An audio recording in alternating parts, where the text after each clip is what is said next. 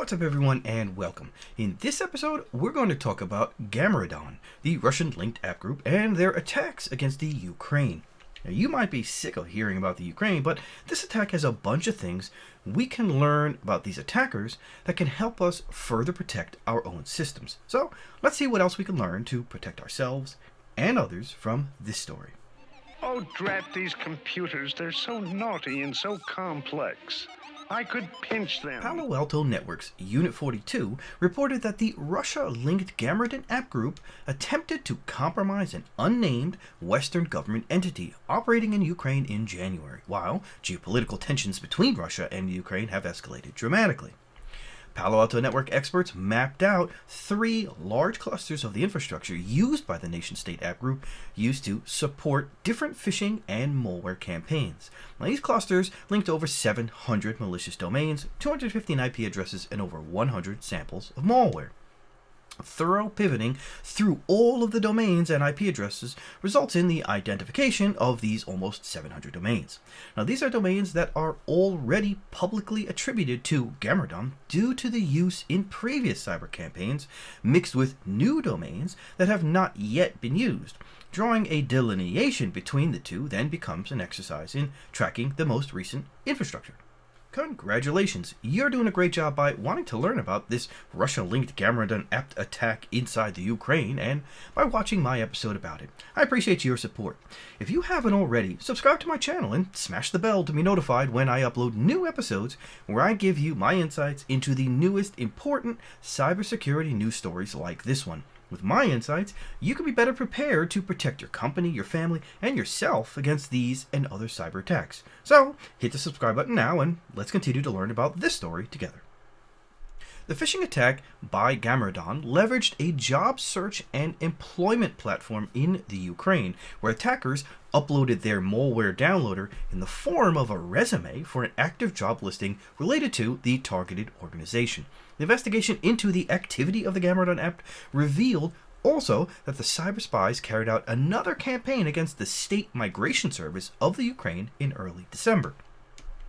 One of the clusters analyzed by the experts was used as a command and control infrastructure for a custom remote administrative tool called Paterado or Pateranodon backdoor.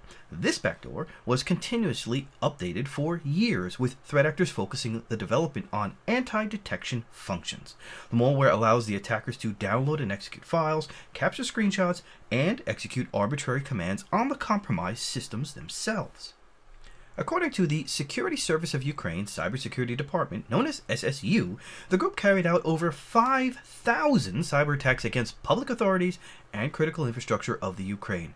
Now, 5 individuals who have been apprehended in connection to these attacks include, and I'm probably gonna butcher these names, but let's give it a try. Maybe you can have a laugh at my expense. Sklienko Alexander Mykolayevich, Chernaik Mykola Serhayovich, Starchenko Anton Alexandrovich, Miroshnichenko Alexander Valerievich, and Sushenko Oleh Alexandrovich. That last one was pretty good.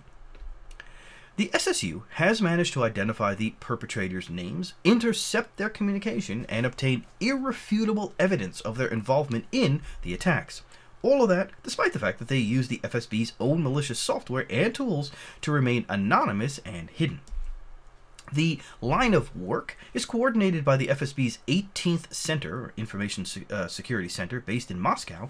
Ukrainian authorities revealed that the individuals are officers of the Crimean FSB. For this reason, they're considered traitors who defected to the enemy during the occupation of Crimea in 2014. So, what can we learn? Gamaredon has been around for a very long time, so they have a ton of knowledge built up, and their connections to the FSB are huge. This is a dangerous adversary, so you want to make sure you take them seriously. Now, the group does typically only target government and military organizations, so you and your retired parents probably have nothing to worry about. Unless that is, either you work for or your retired parents worked for some military company. They have tons of secrets on their computers. Gamaredon uses phishing to spread their malware, and in this campaign, they leveraged a job portal where they uploaded what seemed to be a CV or resume to the rest of us, but in fact, it was a malicious file. So, someone can send you an email that does not contain an attachment that's malicious, but it links to it on some third-party platform. You can think Microsoft's OneDrive, Google Docs, or even a legitimate job portal, and that file hosted on that third-party service is what is infected. So as a rule, you should check any file you download from an unknown entity, like some job seeker who just sends you his resume without even asking, or somebody claiming to be sending you an invoice that you're not really expecting.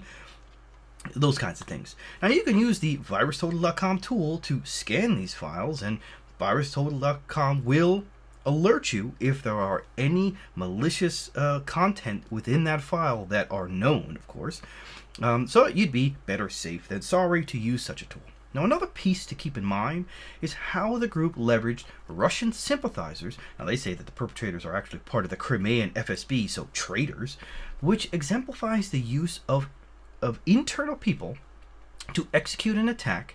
Now, this shows that least privilege policies for user accounts within your network is imperative so as not to open the door for some disgruntled employee to hand over the keys to the kingdom. Now, I'm not saying that people are getting jobs at your company with a specific intent on letting hackers in, but if you watched any of my previous episodes, you might recall that ransomware gangs are actively recruiting company insiders. They could be offering large payouts for someone to just give me a remote desktop access for half an hour. That's all I need, and I'll pay you, 5 Bitcoin. It's untraceable. You can't get caught. Yeah, right. Remember, these attackers are the same ones who craft spear phishing campaigns. They know how to con you quite well, so be on the lookout. Again, the best way to mitigate these these attacks is to remove unnecessary privileges from employees, clean up outdated or unused accounts, enforce strong passwords, integrate multi-factor authentication, and incorporate some monitoring mechanisms to further catch unwarranted access throughout the network in the event that it happens.